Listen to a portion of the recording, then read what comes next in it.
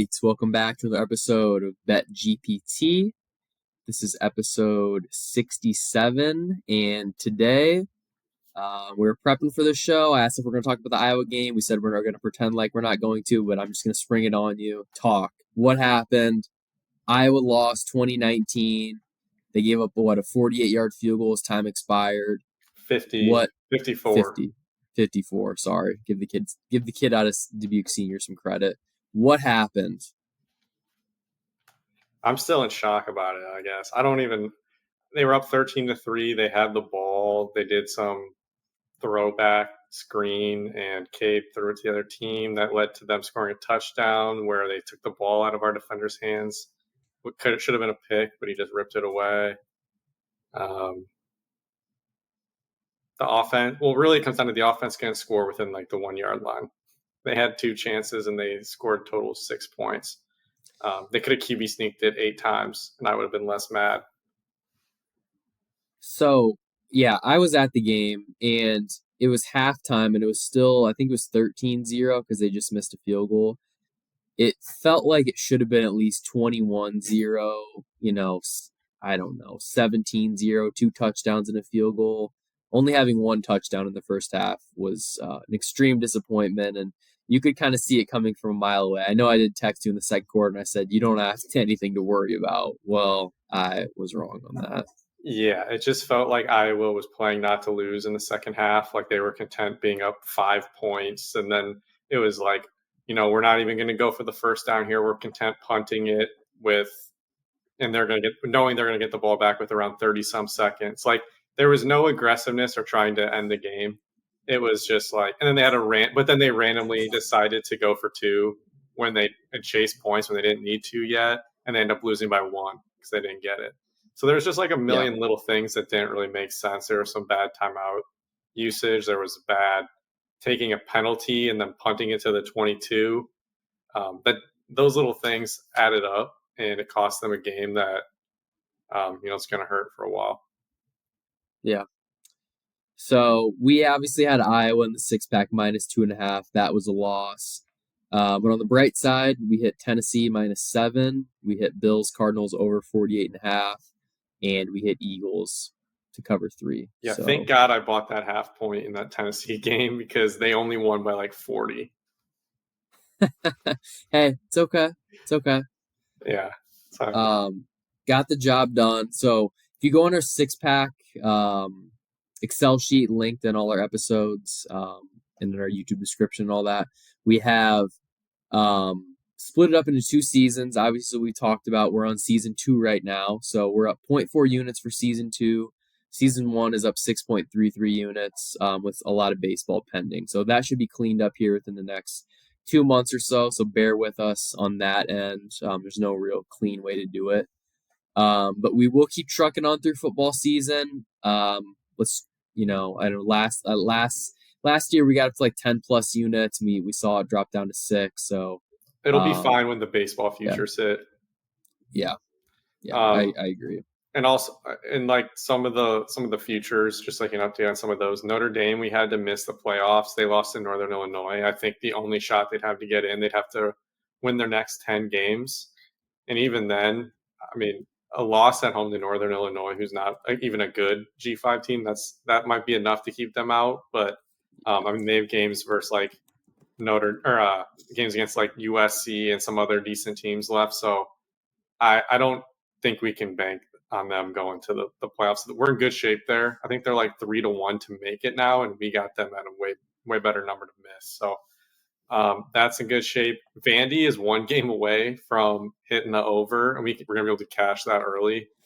Yep. They're pretty big favorites this weekend, so we might be cashing the Vandy over 2.5 on September 14th, which would be pretty sweet. Yeah, we did cash the Sam Darnold to start week 1 for the Vikings. Was we laid 210 on that. Obviously there was an injury, so that helped us out. We got a couple other things to take a look at. Guardians to win the Central. We have a quarter unit on that at plus 330. And they have the best record in the AL right now. You got Marlins under 77.5, Rockies under 59.5, Cardinals under 85.5, Rangers under 89.5. So your win totals Yeah. are looking real good And right now. I don't know if I did this with my own money or if I put this in the six pack too, but did we bet White Sox worst record? I want to say we did. Yes, we do have that. Because we might as well just tally that one up because that one's cash too. It's not even possible, I think, for them to not. They'd That have to one win is like at every game. plus 155. So yeah, I will go ahead and mark that off as a win. Yeah, so that's phenomenal. So yeah, we should see our numbers rise here. Obviously over the next couple months. And yeah, but real quick, I guess before we get into football, have you seen how the MLB awards futures have shifted? Luis Heel is now the favorite for AL Rookie of the Year. Wait, what? Yes, Colton Cowser and Austin Wells have now fallen to 2 and 3. So I texted you a screenshot, 2 days ago, and it was Wells passing Cowser, and now Heels passing both of them. He just got off the IL like 2 weeks ago. Yeah, he started yesterday, went 5 innings, gave up 1 run. He's now plus 125, Wells plus 170, Colton Cowser plus 220. Absolute disaster. I have Cowser 30-1 and Wells 9-1. I have no Luis Heel. So I have Heel. So I have Heel and Cowser, but I don't have Wells. So basically, we need to make it so we can both win. We need Cowser. We need a good 3 weeks. Exactly. But the major takeaway from this is Luis Heel was 100-1 as soon as he went on the IL, and Austin Wells was 100-1 like 2 months ago. Like, you have to keep an eye on this stuff, especially when there's an awards market where no one is putting themselves out there. Like, we both know Colton Cowser is not that good. He should not have been minus 800 a few weeks ago. We were talking about that at the time. And he was just there. And somebody had to win. Somebody. Yeah. So that's getting interesting. On the NL side, Jackson Merrill's down to minus 430. He's 1 for his last 19. And of course, Paul Skeens with 2 more quality starts. He's at plus 270. Once again, I find myself 40-1 on Merrill. No bets on Skeens. So I was in where was I? I was in Tennessee a couple weeks ago, and they have FanDuel available, and I almost bet Paul Skeens plus 850, but I decided I don't want to hedge, and I think I deeply regret that right now. So yeah, tough scene. But anyway, we'll be keeping an eye on those things. Let's just get into football here. We'll start with college football. I don't know if you have any 6-pack plays you want to kick things off. All 3 of my 6-pack plays are actually NFL this week. It's a little bit of a lighter slate. I was going to say the college football slate this week is kind of like the last tune-up before conference play. There's only a couple conference games and like decent Power 5 matchups. Yeah. So I did 2 NFL and 1 college. I'll start with my college one. So okay. Let's go out to LA. The Rose Bowl. I'm going to go Indiana minus 3. Yes, they have played crappy teams, but they scored 77 points last week against Western Illinois. They've put a beat down on both the crappy teams they've played. They have a new coach. I don't think they're like going to be competing for the Big Ten or anything like that. But I also think UCLA is pretty damn bad. And so minus 3, I'm going to take that. I also, with my own money, put some money on the alt line to get it up to I did like minus 6, minus 9.5, things like that. Wow. Around some key numbers. I just think that they're going to win. And if they are going to win, I think they could win big. So I think the minus 9.5 was like plus 240. But yeah, I'm not putting that on the tracker. I just think that that's a live play. Sure. But that's okay. The other one I was considering, but I'm not going to do it. I want to do an NFL one instead. As I was thinking about doing Utah State under 43.5. I don't expect Cam Rising to play. I don't think that's official yet as the time we're recording this, but Cam Rising got a little nicked up again and left in the second half last week against Baylor. They did not score a single point when he left the game. They were playing Utah State, and obviously Utah State's without their starting quarterback, Spencer Petras. They do not have much to work with offensively, and we know Utah's going to have a good defense. I just think it's going to be a really ugly game, and I expect Cam Rising to be back the following game. So I think that they're just going to try to like survive and move on to the next week. That's not really a program that typically cares about style points. Um, Yeah. so I like the under 43.5 in that one, but for the sake of the tracker, I like the Indiana one a little more. Okay. Got it. So we got you down for Indiana. I'm looking at the slate here, and there's the one ranked game we have is at Boston College, number 24, at number 6, Missouri. I Yeah, think that that's doesn't all even there feel like a is. ranked game. There is number 20, Arizona, at number 14, Kansas State as well. That'll be a fun game, actually. Yeah, that one I expect to be high scoring. I took the over in that one at like 59.5. I don't know what Yeah, it's at it's now. up to 60.5 right now. What are Okay. your thoughts on the Alabama Wisconsin game? Obviously, we saw Alabama struggle last week until the last 5 minutes, and then they won by like 30 somehow. Um, I during that game, I bet for the next game, so I took them minus 16, I think, versus Wisconsin. I think Wisconsin is like actually kind of bad, maybe a 6 win-ish team. Um, I also have a bet on Jalen Milroe minus 160 to have a rushing touchdown. I think this is a game where they're going to use his legs a lot. I don't really. Both teams have been disappointing to start the year, so I want to go heavy either direction on one of these bets. Like I said, both teams are kind of underachieving thus far, so um, I wouldn't feel super confident going crazy on this game.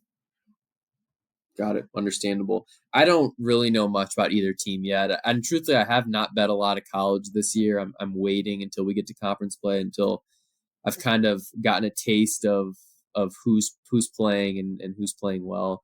But I will say next week, and this is a memo, I guess, to myself and all the listeners. It's time to lock in because next week we have. I'm scrolling down FanDuel here. The games of the week we have USC Michigan and Tennessee Oklahoma. So two very good games. And then just the week after that, we also have Georgia at Alabama. So it is about to get real. We're Do about you to learn know? some Do you know things. what the prime time game is next week? I do not. It's Iowa at Minnesota, a night game on like NBC. That's a night game? Yeah, and it's like the Wow. national game at that time. I'm going Wow. to be in Okay. Charleston during that, so I'll be watching on TV. I know Hack is going to be there, but yeah, I feel bad for America having to watch that. Um, might have to have some drinks to get through it. I was gonna say I was gonna go to the Iowa bar for that, and I was fully prepared to show up at 9 a.m. Yeah, Pacific time for the start, it and got that is flexed, I not the think, and case. I'm guessing the network saw what happened at Iowa State game. Was like, damn, we screwed up there. Um, Yeah. Okay. So that'll be at 7:30 Eastern. Wow. Okay. Um, yeah, so not a whole lot on college football this week. Pour one out for Deion Sanders and Colorado, though. They are arguably one of the most disappointing and worst teams Do you in know Power what Five their history. record is since they had that big overtime win last year against Colorado State where they were like celebrating and that's like the watch where he was flexing his watch? You know what their record is since No, that night? like Two and one nine. and 2-9. I was gonna Two say and 1-10. nine and their one of their wins is against a FCS team. And the only other team that has like that who is like a record even in that stratosphere is Stanford, who is like 3-8 or something, and Stanford beat them. So they are really really bad as a program. Um, I'm sure TCU and Nebraska last year really want those games back because they could have lost that TCU game very easily. That was a weird game, Yeah, their very first one. The Nebraska game was close too, but they were just new coach. They weren't rolling yet. I mean, there was a path for Dion to really be like a 1 or 2 win team the last 2 years, and instead we've been talking about him as a country every week like they're actually competitive. And how much money have these sports books made off of these absolute dipshits betting on Deion Sanders and his team to like win the conference, make the playoff, win all these to games. cover versus North Dakota State. Yeah, Dude, yeah, me. But like it's just crazy to me how much money these sports books are making. Like their odds are always just totally off. I wonder how much money you'd be maybe have made over the last calendar year if you faded Colorado every week. Dude, I had a huge bet 10 to win $1 million parlay that didn't cash. It was Bronny James to go 1 and Colorado to win the national title. Oh, you were close. I know. But all right, let's I'm sick of talking college football. Me too. Let's go to the real deal here. NFL. It's week 2. I guess before we get into the slate of games here, let's talk about the Bears. Obviously, I was critical in terms of Caleb Williams' performance, and he had 98 pass yards. We see Roma Dunze a little banged up now. He could be considered week to week with a knee injury. I'd say, Would you'd set him? yeah. I think they said the rumor is he could be good to go, but it's like why even risk it? Yeah. So I guess what's your take on the Bears? Did you like what you saw? Not like what you saw? What are your thoughts? Um, I thought that the Titans' strength as a defense was it is their interior defensive line, and that went right up against the Bears' weakness as their interior O line, and they absolutely wreaked havoc. Um, I think we couldn't run the ball. We didn't get Cole Kmet involved. Keenan Allen dropped a pass. Caleb missed him on a deep ball. Caleb came out really fired up and was going nuts and stuff on the sidelines, but he settled down. We didn't really help him out a whole lot. Um, I saw some of the stats and stuff. I don't really care because it's like there were 3 different times that the Bears skipped a possession on offense. They fumble a kick return. They They get a pick six touchdown. They get a punt block touchdown. That's 3 times the Titans just took the ball. Bears score on one of those plays or give it back. They get the ball back again. So the time of possession, there was a 30-minute real time, 30 minutes in real time where the Bears offense wasn't on the field. It was a weird game like that. I think Shane Waldron needs to look at some of his personnel. Cole Kmet was only on the field 50% of snaps. Velus Jones was on the field 4 snaps and got the ball in 3 of those carries. That's 3 times in those 4 snaps. That's too big of a tell. I didn't like some of that type of stuff. Running play action, bootlegs, and or like those like play actions, like long, slow developing plays when your interior is getting blown up. Can't happen. You can't run that stuff. There was not enough just getting the ball out fast. So I think they have a lot of things to work on. I don't expect them to win this week, but I'm not worrying. People can get their shots in now. It's fine. I'm okay. Okay. You're Just checking winning. because I know a lot of people are betting their win total under 9.5 now. I do not see them winning 10 games. It seems like a lot, but nonetheless, they are 1-0. They beat the Titans. Will Levis looked awful. I guess we're not super surprised by that. That leads me into a play whenever you're Yes. ready. Yeah, let's just do it. Let's just run it through. Okay. My NFL play was Titans Jets under 41.5. Okay. This is more about the Titans than it is the Jets, but we both are, I think, in agreement that the Jets defense is pretty good. I think the Titans defense is pretty good. I know Will Levis is not good, and I know like people aren't high on them. I think like they're probably like a 6-win team, 7-win team, the Titans. But I do think they're talented on the defensive side of the ball. They have Devondre Sweat from Texas, who was like a first-round talent, had like the DUI and all that, fell a little bit to him. They have Jeffrey Simmons. Like they have a lot of really good defensive players. I know they lost Vrabel, so we'll see what happens there. They have their defensive coordinator is like really big into blitzing, so it's like it can go either way when you're facing a veteran quarterback. You can probably get beat doing that. When you face a young quarterback, that's probably going to have some challenges there. But then, yeah, I think the Jets are one of the best defensive teams. I didn't see a ton from them that I loved offensively. I still think they're working out some kinks too. And then we know Will Levis sucks. So that's my idea right there. I don't know how the Titans score 20 some points. So you would really need the Jets to score like 30 plus, and I don't think they can do it. Well, with the Jets, so they looked good offensively at the beginning of the game with their scripted plays. So it's like, can Nathaniel Hackett, everyone's favorite coach in the NFL, can he actually make adjustments throughout the game and work with Rodgers. I think essentially Rodgers is going to get to a breaking point where he's like, all right, I've gone to bat for this guy, but he's actually not holding up his end of the bargain. I'm just going to basically start calling 75% of the offense, and you Yeah, can call their run schemes and stuff. So, yeah. I mean, I'm on the Jet. One of my biggest NFL bets is the Jets to win that division, and I was a little disappointed. I thought Brees Hall, who I also have in fantasy, and I know we have for like Player of the Year, left some plays on the field.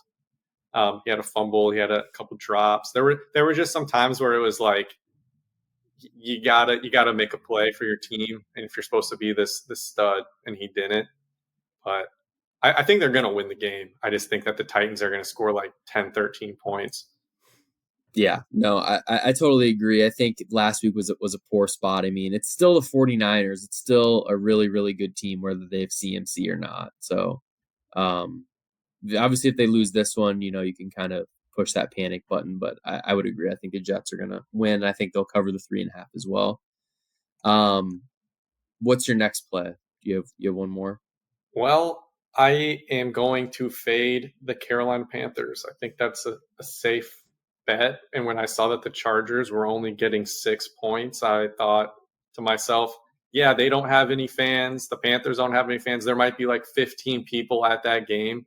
But if the Chargers don't cover the 6, I feel like that's almost a little bit of a red flag. I know they're not supposed to be some Super Bowl team either, but I watched almost every snap of that Panthers game. It was absolutely terrible. They were down 30-3 at halftime, and it Yeah. could have been a lot worse. What number do you have it at?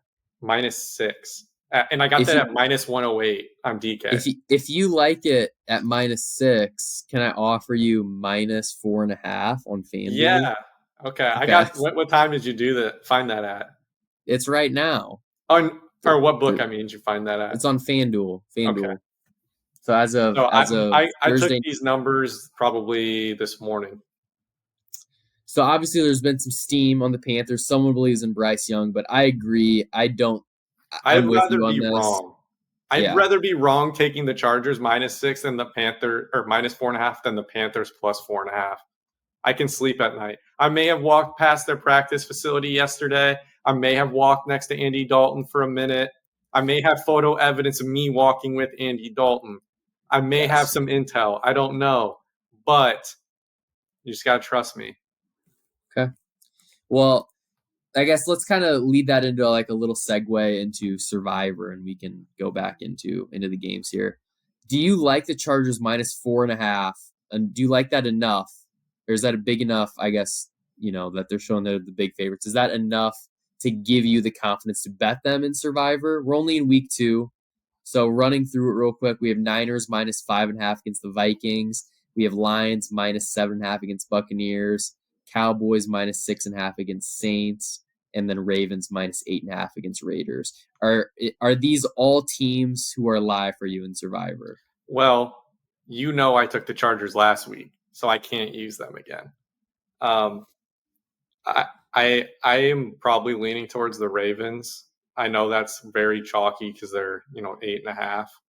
But I haven't really even contemplated the Chargers because I can't use them. Got it. Got it. I am leaning the Texans on Sunday night against the Bears. I need to look at the future schedules though.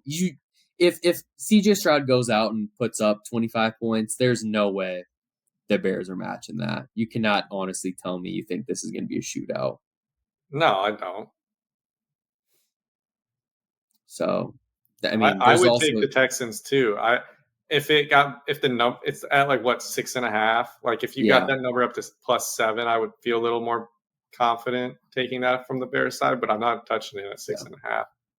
Okay, that's fair. I just want to get your Survivor thoughts. We can go back into the game by game, and if there's any other points you want to bring up, just speak up. So starting from the top here, we have Cowboys Saints. We'll just run through all these, and when I have my 3 plays, we'll get to it. Cowboys Saints. Cowboys destroyed the Browns last week. Saints destroyed the Panthers.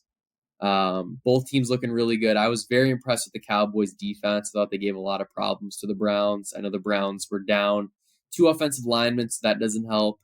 Special But teams was big in that one. special teams, Turpin had the punt return. So it's not too long ago where me and everyone else in the media, it seemed, was really high on the Eagles and down on the Cowboys. Do you think that's been a mistake? Because I think the Cowboys are actually a contender in Well, that. I haven't been down on the Cowboys as much. I'm not afraid of them. I don't think if they had the best record in the NFC this year and lost in the first round, I would not be surprised. Just because I'm like conditioned for that almost. But I do think that for a regular season team, they're gonna win a lot of games. And Dak, we're gonna do the same song and dance we do every year with Dak. Is he elite because he has like a great month? Is he not great because he has a primetime meltdown? I don't know, but I do know that I don't say I should know. I assume that we're talking about two playoff teams right there, or at least two above 500 teams. Um, and I'm still higher on the Cowboys than the Eagles because I think there's still some dysfunction with Sirianni. I know Mike McCarthy gets a lot of shit, but I would still take him over Sirianni, I think. Yeah, it's close for me. I mean, McCarthy, I feel like is more apt to do something really, really stupid, but he's Better culture wise. yeah, yeah.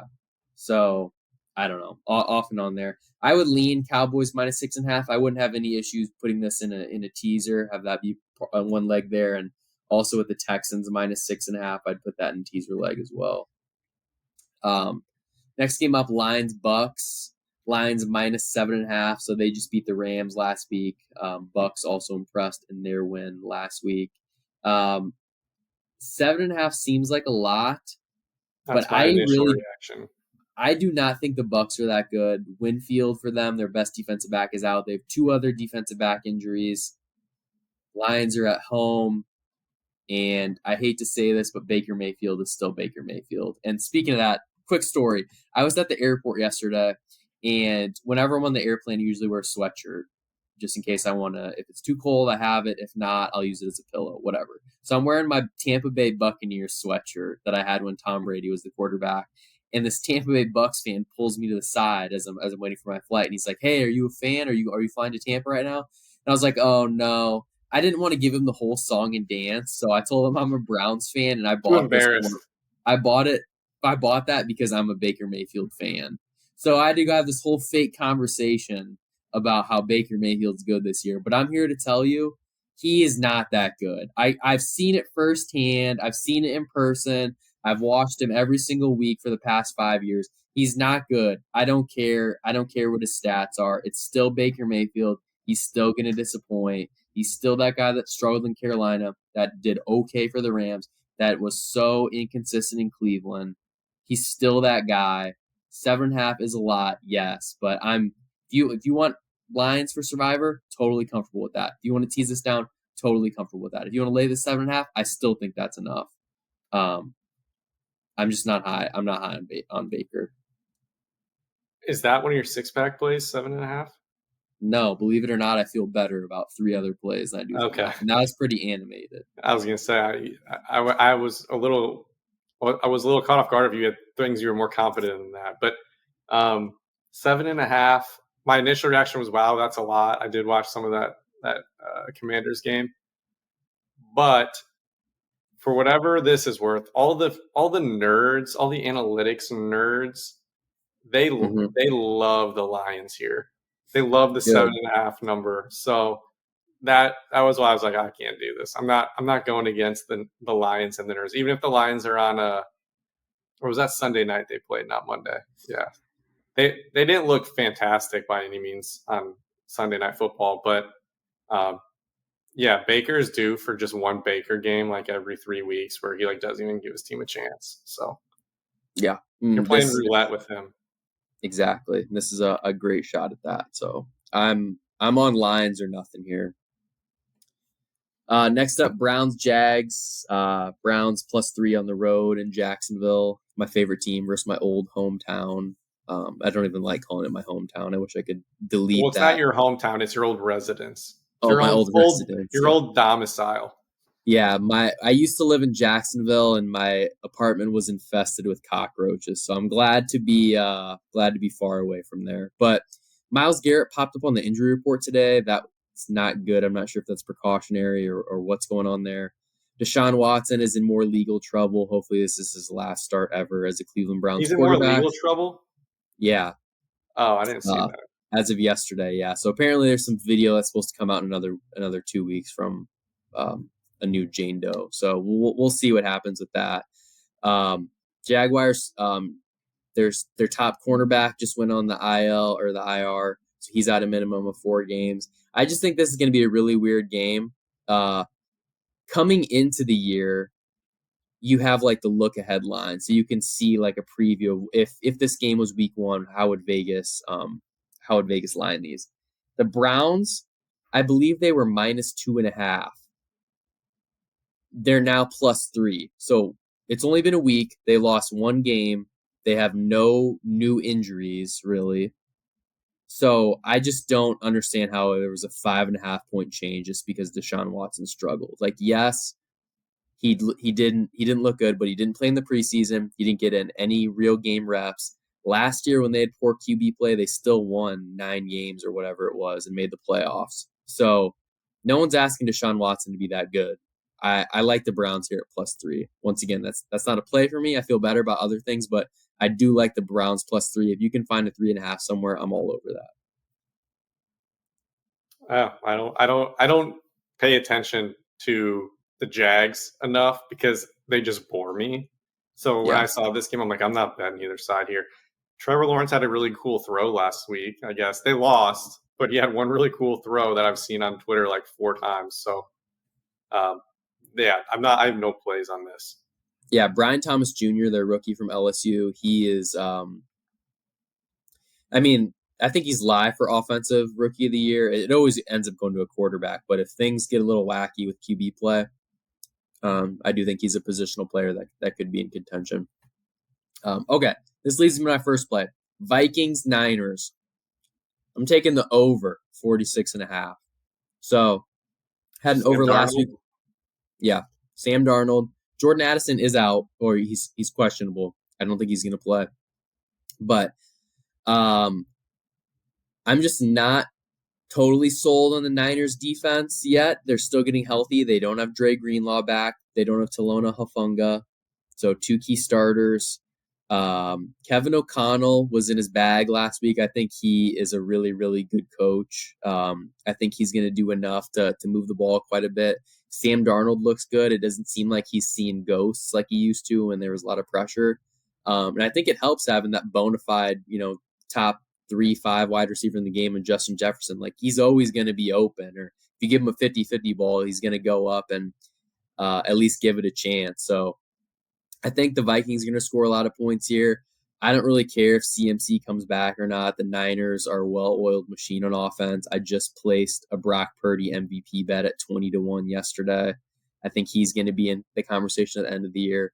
So I just see some points here, a 30-24, 30-21 game in favor of the Niners. I can totally see that sailing over the 46.5. There's a lot of sharps that are taking the Vikings money line on this. I don't know if I go that far. It'd be kind of a cool story, Sam Darnold playing his former team. I do think that is it O'Connell? Is that the name of their coach? I think he does a pretty good job with the quarterbacks because I've never been a Kirk Cousins guy, but he still made it work. So yeah. I'm not super shocked to see Sam Darnold having some success. I know it's been 1 game, but it doesn't really surprise me. And I know I said that I could see them tanking. They probably don't even want to win some of these games down the stretch, but they're going to at least be competitive. So Aaron Jones looks pretty good for them through 1 game. Yeah, that was sneaky good signing. Obviously, the Packers replaced him with Josh Jacobs, they signed Josh Jacobs, then cut him kind of out of nowhere. But I think it worked out for both teams. No harm done there. So yeah, so we do like our ATS picks against the spread picks contest. One of my picks is going to be Vikings +5.5. I just think they're going to muck it up. I think they'll keep it close. Niners probably do end up winning by a field goal. They could win by a touchdown, but I'll take my chances with Vikings +5.5. Next up, this is kind of a gross game. Raiders +8.5 at the Ravens. Ravens obviously lost on Thursday night last week against the Chiefs. They're 1 inch away from potentially going for 2 and winning the game. Raiders still have Gardner Minshew. I don't really know how you can trust them, but uh, I, I'm just not feeling super confident in the Ravens -8.5. It seems too easy. I don't know. yeah, I mean, I don't know about the 8.5, but for Survivor, I think that's going to be the most popular play. Obviously, it's Yeah. the largest spread. Um, I mean, some people might want to get cute because they don't want to waste the Ravens for future games, but there's a chance that every year there's like two or three teams that people start to fade every week for Survivor. I think the Panthers were the obvious one last year after people figured out they suck. I wouldn't be surprised if the Raiders end up being that team. They're kind of in a quarterback hell situation. I don't think Aiden O'Connell or whatever his name is anything to write home about. I don't. I feel like they're just a team that's kind of stuck because I don't think they have an elite coach. I don't think they have an elite quarterback. They're in one of the toughest divisions in the whole sport. There's just not much I like going their direction, other than they have a cool stadium. Yeah. No, I'm with you on that. And your point on Survivor, real quick. So I was listening to a podcast and they were breaking down the future schedules of Survivor because part of it, yes, you want to win, but also you kind of have to plan ahead. Week 6 and week 9 are two tough weeks. If you want to, look into those slates more extensively, feel free to go ahead. But long story short, a lot of tough games that week, except week 6, Ravens at home against the Commanders. They're going to destroy them.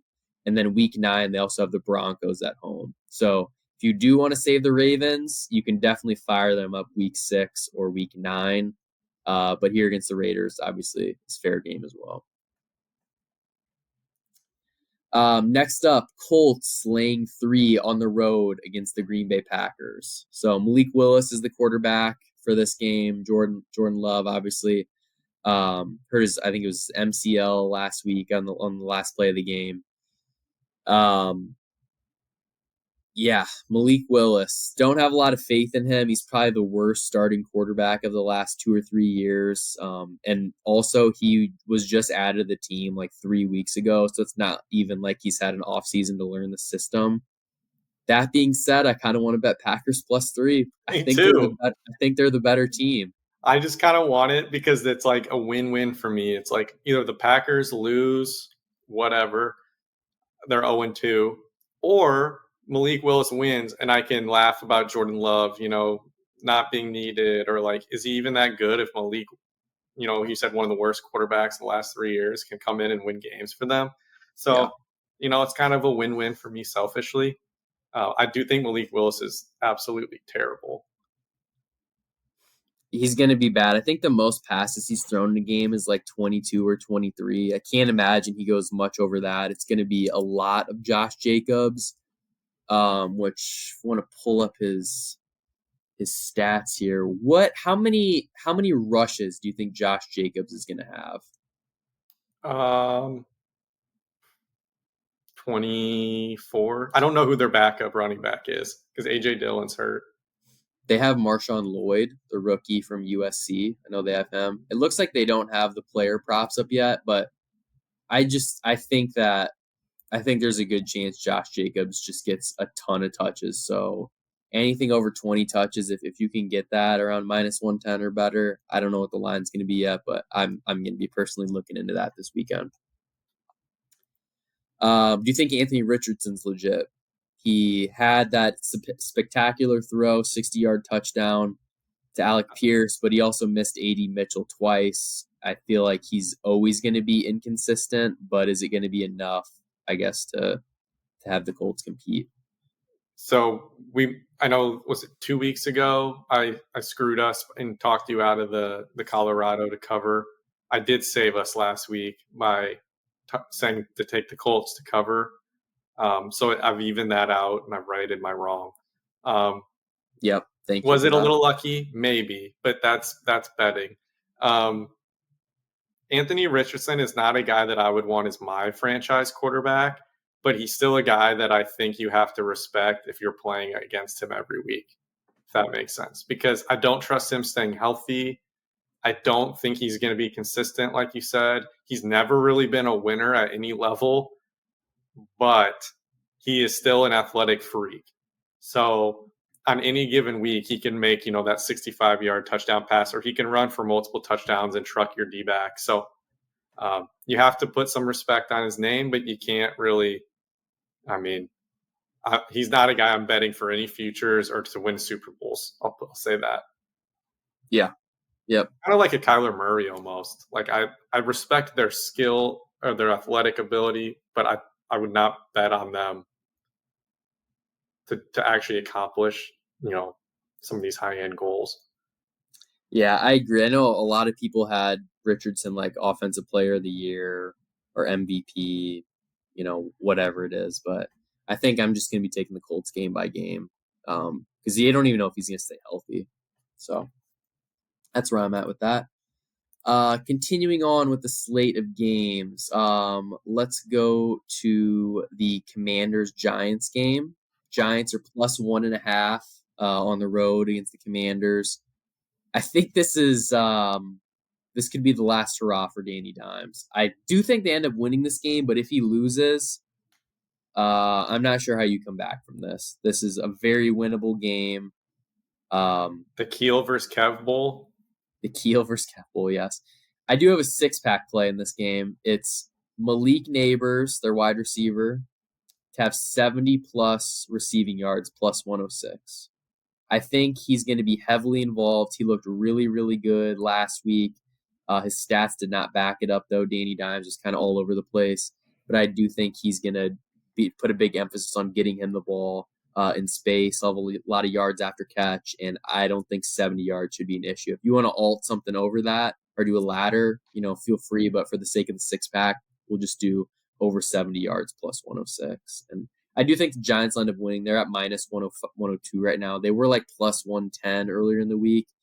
Be much more inclined to bet it at a plus price rather than what it is. That game's in New York, right? DC. It's in DC. It's in DC, and they're still favored. I'm not a huge Jaden Daniels guy. I think he runs too much for my liking. He did win Rookie of the Week last week. He did. I watched the game. I mean, his team was down 30, and he had some good drives against prevent defense. He ran a lot. He took some big hits. He's clearly a really good athlete. He's kind of what I think people thought Bryce Young might look like as a rookie with no help, but I don't trust someone who's that small to run around and take the hits he does. Yeah. I mean, it's kind of like one of those things where it's like, does it matter for an individual bet in a game like this? Probably not, but just long term. That's fair. Next up, man, this is without bye weeks, man. There's a lot of games. We got to keep rolling through this. This is a lot. Seahawks at Patriots. This is another one of my plays, my third and final play. I'm going team total for the Patriots under 16.5. This team, everyone was betting on them to not win any games. Everyone or be like the last winless team. They're betting their season win total under, etc. They're still the same team. Yes, they beat the Bengals, who are notoriously slow starters to the season. Joe Burrow's wrist might be jacked up.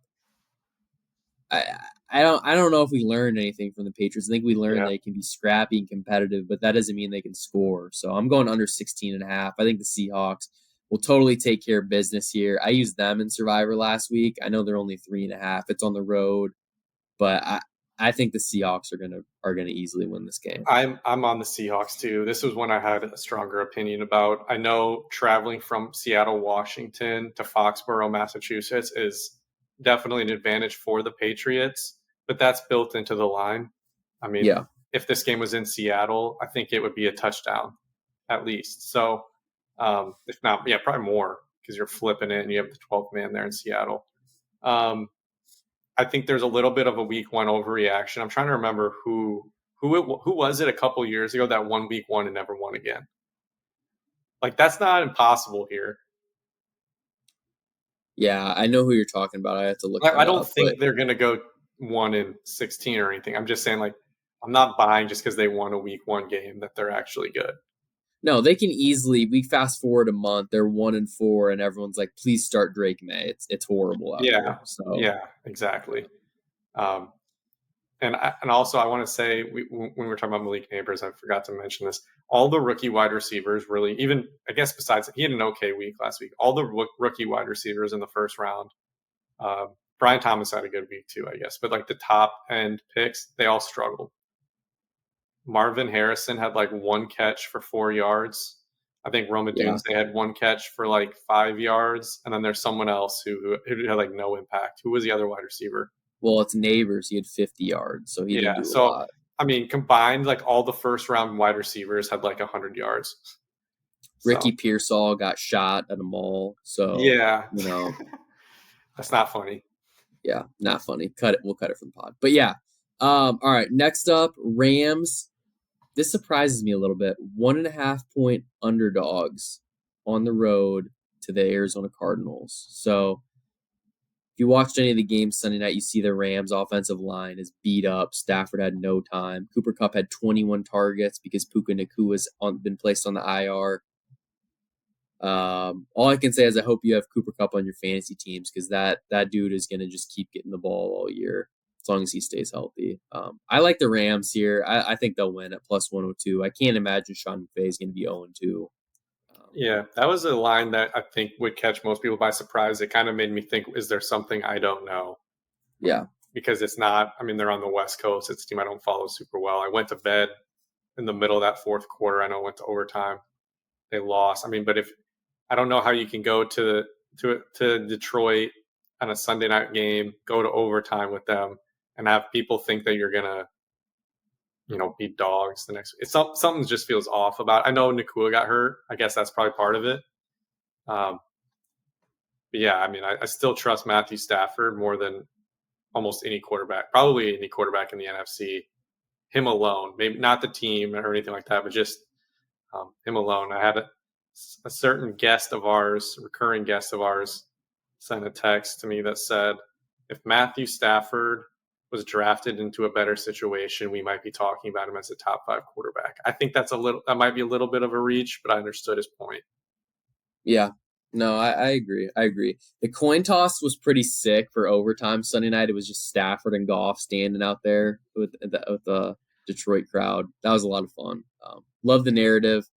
Hopefully those two teams can play again in the playoffs. That'd be a good matchup.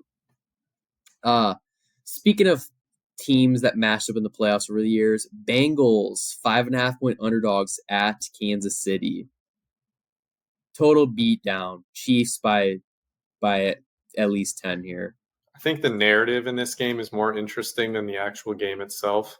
Yeah, Everyone's going to talk about it's either what we're going to come out of that game, and the narrative's either going to be Joe Burrow still owns the Chiefs and we all overreacted week 1 and he's healthy now, or the narrative's going to be Joe Burrow's probably hurt again, the Bengals are screwed again.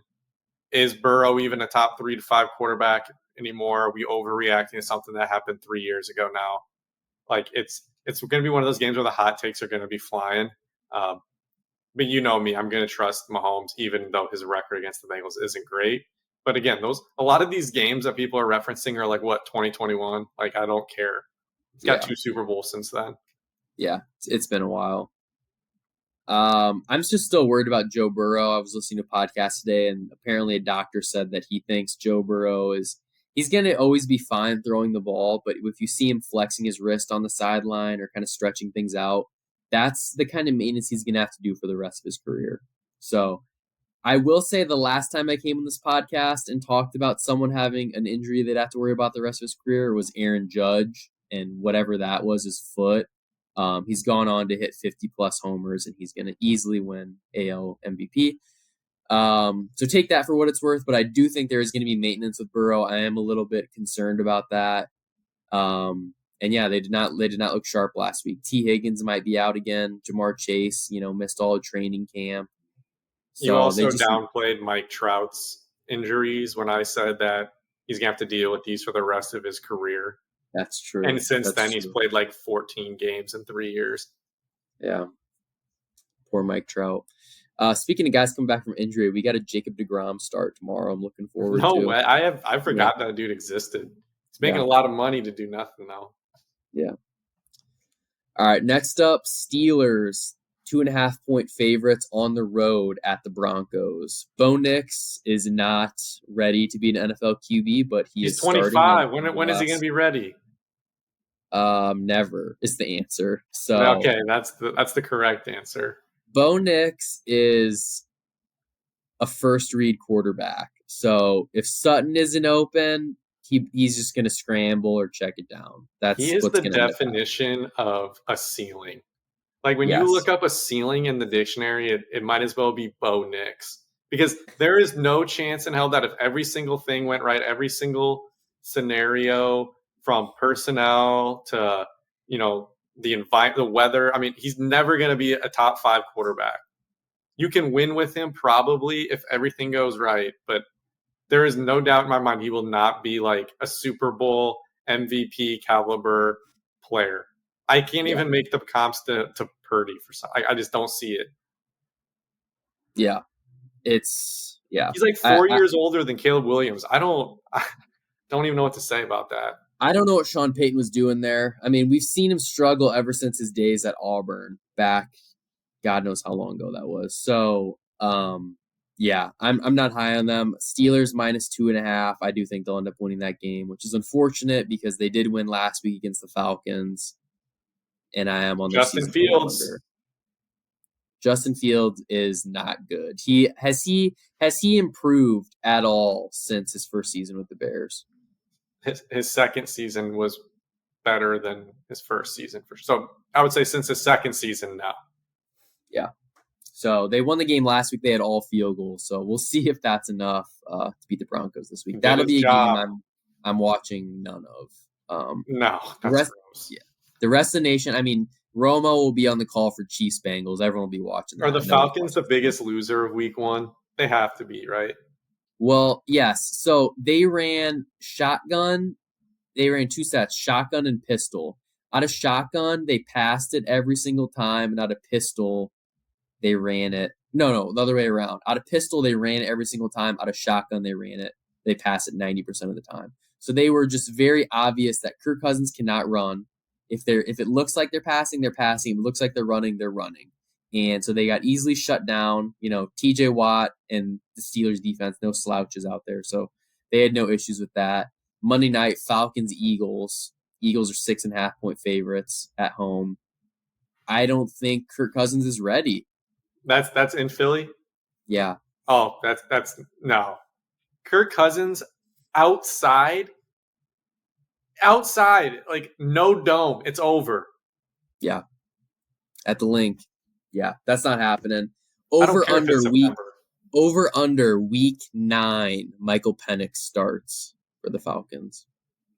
Over. I'm taking the under. We're gonna see Penix. We're gonna see him. Starting or like just in a game? Starting. Okay. Then yeah, I'll take the over. Okay. All right. Last game up. Sunday night. Bears, Texans. Texans 6.5-point favorites at home. We've talked about this a little bit. I like the Texans here. I just think they have way too much firepower on offense, and they got every single pick from the Browns the last 3 years. So they have a plethora of talent in the building.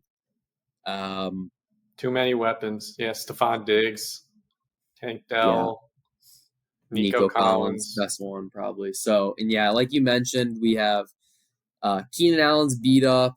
Roma Dunze might miss. So back to that point, last week the Bears had Keenan Allen, DJ Moore, who else? And Montez Sweat all go to the medical tent, and then obviously Roma Dunze got hurt and sprained his MCL. So not a great start in that regard. No, it's not. But they are 1-0. So they are. They're undefeated. They have no turnovers on offense. They're doing good. Yeah. So interested to see what Caleb Williams can do. I'm a little bit worried about his scrambling. Obviously, he's kind of has to change 2 things. One, his scrambling ability. He can make these special plays, but these defensive linemen are all very, very fast compared to what he first in the Pac-12, first of all. I think he will get used to that, but that is going to take some time. if he's scrambling and takes some long sacks, obviously drive killers, not what you want. But then also, I think he was so used to being a hero at USC with such like knowing your defense is not going to be able to get a stop, knowing you have to go down and score and taking more risks. If he learned anything from last week, it's that he doesn't need that. He can rely on his defense to make some plays. It's not always going to be a pick six, but if they can, force some 3-and-outs, if they can have turnovers deep on the other side of the field and give him the short field, like those are things he needs to capitalize on. And I think that'll come in time. Obviously, I'm not super high on him like you are, but I do think we're going to see a lot of improvement. He's still a rookie, so let's. Yeah, I think Yeah, that's one of the main takeaways is that he's never had to play NFL style, like your defense can keep you in a game. Like yeah, Mahomes doesn't have to score 40 every week. Caleb didn't really scramble much. He took that one really bad sack on that like play action where the guard and the center had miscommunication. And instead of he should have just fallen down and taken the 9-10 yard sack, and he tried to, get out of it and lost another 10 yards. But yeah, late in the game, when the Bears were trying to ice some clock, he did have a scramble, but it wasn't a planned run. I mean, it was just like he rolled out and saw grass, got first down. I don't want to see him taking any hits, so I don't even want him running. yeah. No, I trust his don't arm and his eyes enough to not have to do that. I want him to be like a little Mahomes and Rodgersy, where it's like, oh, you're gonna play everyone back. You're gonna drop 8. Okay, I'll scramble to the sideline and get out of bounds 1 yard past the sticks. It just irritates you, and you don't even get any fingers on him. That's the best. That's what you want to see from your quarterback. Yeah, totally. And just that compared to like Richardson and Lamar Jackson both getting rocked on a daily basis, it's just Yeah. not sustainable. And if it is, guess what? You probably can win a Super Bowl, but just banking on that is not. That's not how If you you're win a gonna Super do Bowl. that, your quarterback needs to be like 250 pounds, Yeah, it's got to be like a Cam Josh Newton. Allen or Cam Yeah, Newton. Yeah. yeah. So I guess Richardson's pretty big, but yeah, He still got hurt, so it takes a little luck. yeah. Okay. We went through all the games here. Any other major topics you want to discuss today in terms of the NFL? Otherwise, I can roll through the 6-pack. No, our favorite season is coming up. We're like officially less than a month from NBA. So it'll be time for us to, get back to work, come up with our all disappointment team, come back with our Bucks hatred. So that'll be fun to bring back. But that also usually means baseball season is wrapping up. So, yeah, I guess all I'm trying to say is there may be a little NBA in the next like 2 months, some future Yeah. talk. Little preview. I do have the Spurs 100 to 1 to win the in-season tournament. They're down to 60 Oh, to I 1. was gonna say if you're taking anything in the playoffs, you're nuts. But in No, season, I mean, hey, the Lakers won that last year and they were dog shit. exactly. So Yeah, no one cares about that. So yeah. All right, so NBA, looking forward to that. But until then, here's our picks for this week. We have Malik Neighbors, 70-plus yards, plus 106. Receiving yards, that is. New England Patriots team total under 16.5. 49ers Vikings over 46.5. Those are both at minus 110. And then your plays are also all at minus 110. We have the Indiana Hoosiers -3 against UCLA. Titans Jets under 41.5, and the Chargers -4.5 on the road. So let's hope. I'm feeling 5 in 1 week, maybe 4 and 2, but I'm feeling some positive results coming up here. Yeah. Real quick though, also if you're interested in soccer, our friends just had BJ Cunningham from the Action Network on their show, the 3 Points Pod. So they broke down the Champions League and just basically everything that's coming up for that season. So as you know, we're not really soccer experts. The only thing we do is hit Premier League outrights. We hit Man City and Holland to lead the league in goals last year. We ran it back this year. Man City's 3-0 at the top of the table, and Holland has 7 goals, and the next guy has 3. So those basically Yeah. just cash every year. But if you want some more insight, if you really want to think hard about something, go check out their pod. Yeah, a couple of things. BJ Cunningham's an Iowa Hawkeye fan, so that's cool. But also, when I was in New York, there was a store like downtown, like a block from Central Park, like that really expensive midtown real estate. There's a store that's only Man City. It's like a Man City shop, and I'm like, one, what is the rent for this place a month? It's like right by like the MLB shop and like all these like Yeah. really expensive stores and stuff. And there's just a random Man City store on a corner. And I'm like, what the hell? But I was like, that's our team. I mean, I'm an Arsenal fan, but that's our team because they win us money. Yeah.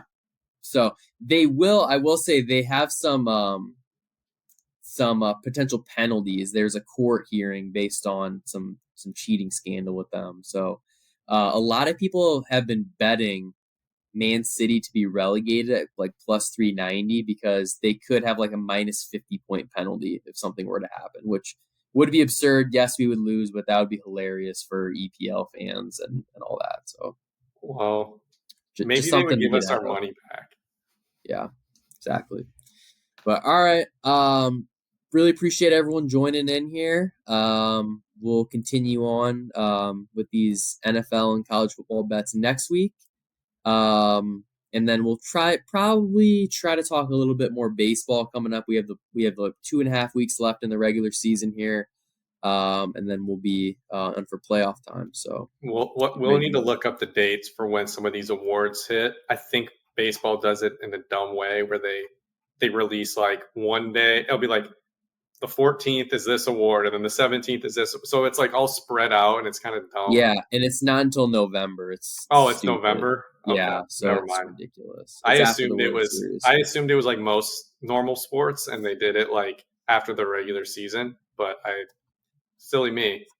Silly you for thinking baseball is a normal sport. Come on, man. Right. They don't do anything right. All right, everybody. Appreciate you guys listening. This has been another episode of Bet GPT.